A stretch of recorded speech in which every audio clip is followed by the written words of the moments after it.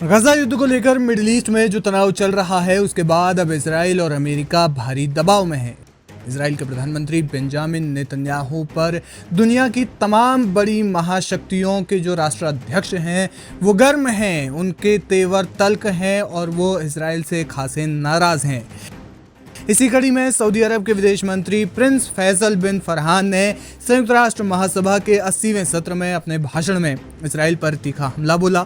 उन्होंने गजा, West Bank और पूर्वी यरूशलेम में इसराइल की कार्रवाइयों को क्रूर, दर्दनाक करार देते हुए इसे सबसे भयानक नरसंहार बताया। ये बयान मिडिल ईस्ट में बढ़ते तनाव और गजा में चल रहे मानवीय संकट के बीच आया है, जिसने वैश्विक मंच पर इसराइल के खिलाफ कूटनीतिक दबाव को और तेज कर दिया है। उन्होंने इसराइल की सैन्य कार्रवाइयों को अंतर्राष्ट्रीय कानून का उल्लंघन बताया और कहा कि कल्चर ऑफ इम्प्यूनिटी यानी दंड मुक्ति की संस्कृति ने इसराइल को अपनी आक्रामकता बढ़ाने के लिए प्रोत्साहित किया है। गजा में चल रहे युद्ध को उन्होंने फिलिस्तीनियों के दुख का नया अध्याय करार दिया, जिसमें हजारों नागरिकों की मौत और व्यापक तबाही हुई है। वेस्ट बैंक में बस्तियों के विस्तार और पूर्वी यरूशलेम में फिलिस्तीनियों के खिलाफ कार्रवाइयों की भी सऊदी अरब ने कड़ी निंदा की। सऊदी विदेश मंत्री ने 2 स्टेट सॉल्यूशन को न्यायपूर्ण और स्थायी शांति का एकमात्र रास्ता बताया। उन्होंने 1967 की सीमाओं पर आधारित एक स्वतंत्र फिलिस्तीनी राज्य की स्थापना की वकालत की, जिसमें पूर्वी यरूशलेम राजधानी हो।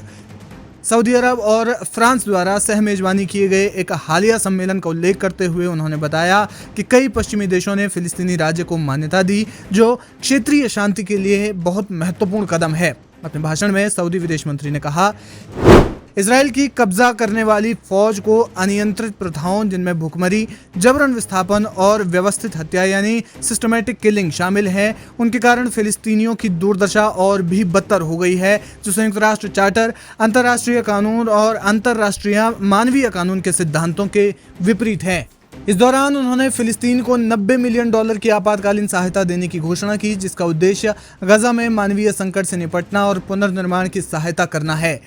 उन्होंने अंतर्राष्ट्रीय समुदाय से गजा में मानवीय सहायता बढ़ाने और वहां की स्थिति को सामान्य करने की अपील की। ये भाषण ऐसे समय में आया जब मिडिल ईस्ट में तनाव चरम पर है। गजा में इसराइल की सैन्य कार्रवाइयों ने पिछले 1 साल में हजारों लोगों की जान ली और लाखों लोग विस्थापित हो गए।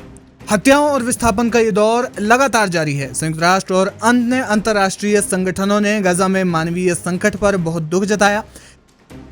इसी बीच वेस्ट बैंक में इजरायली बस्तियों का विस्तार और पूर्वी यरूशलेम में फिलिस्तीनियों के खिलाफ कार्रवाइयां भी वैश्विक आलोचना का कारण बन रही है। सऊदी अरब, जो पहले इजराइल के साथ रिश्ते सामान्य करने की संभावनाओं पर विचार कर रहा था, अब फिलिस्तीनी मुद्दे को प्राथमिकता दे रहा है। ये रुख क्षेत्रीय और वैश्विक स्तर पर इजराइल के लिए चुनौतियां बढ़ा सकता है, खासकर तब जब अंतर्राष्ट्रीय आपराधिक न्यायालय यानी आईसीसी जैसी संस्थाएं इजराइल की कार्रवाइयों की जांच कर रही हैं। जानकार मानते हैं कि सऊदी अरब का यह बयान गजा में युद्ध विराम और शांति वार्ता को बढ़ावा देने की दिशा में एक महत्वपूर्ण कदम साबित हो सकता है।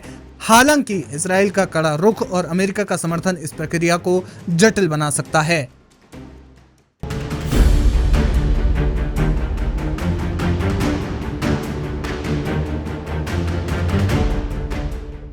संयुक्त राष्ट्र महासभा के सत्र के दौरान संयुक्त अरब अमीरात के विदेश मंत्री शेख अब्दुल्ला बिन जायद और इजरायली प्रधानमंत्री बेंजामिन नेतन्याहू के बीच एक बैठक हुई।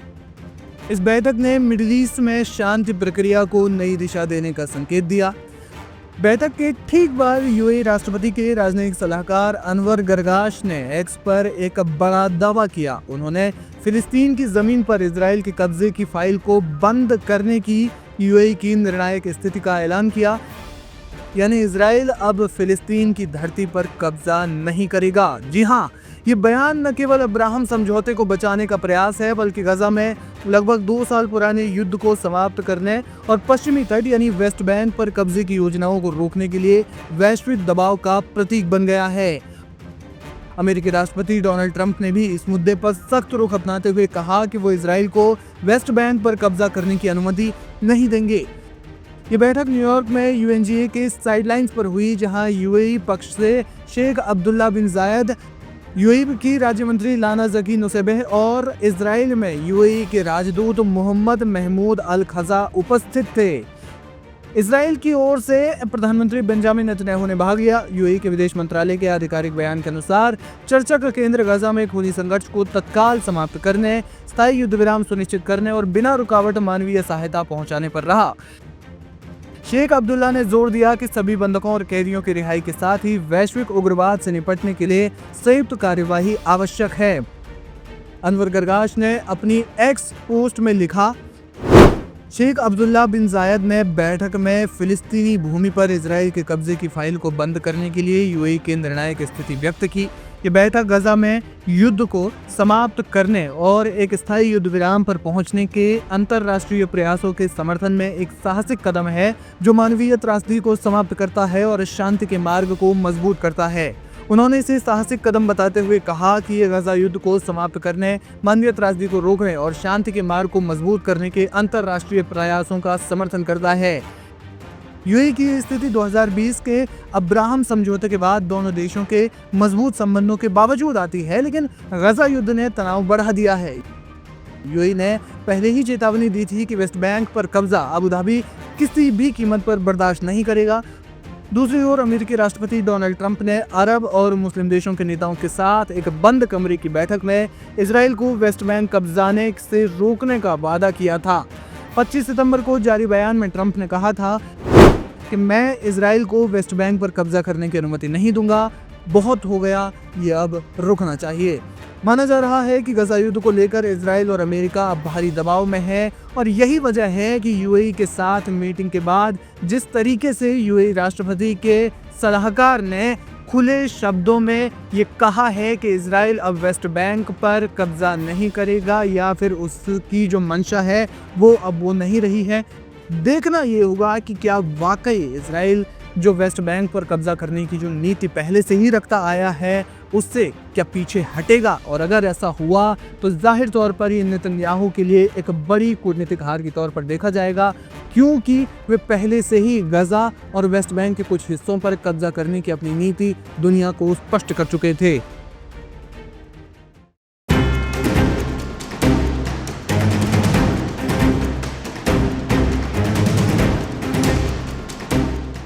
इजराइल के प्रधानमंत्री बेंजामिन नेतन्याहू ने 26 सितंबर को संयुक्त राष्ट्र महासभा में भयानक भाषण दिया, जिसमें उन्होंने हमास के खिलाफ इजराइल की कार्रवाई को आखिरी अंजाम तक ले जाने की बात कह डाली।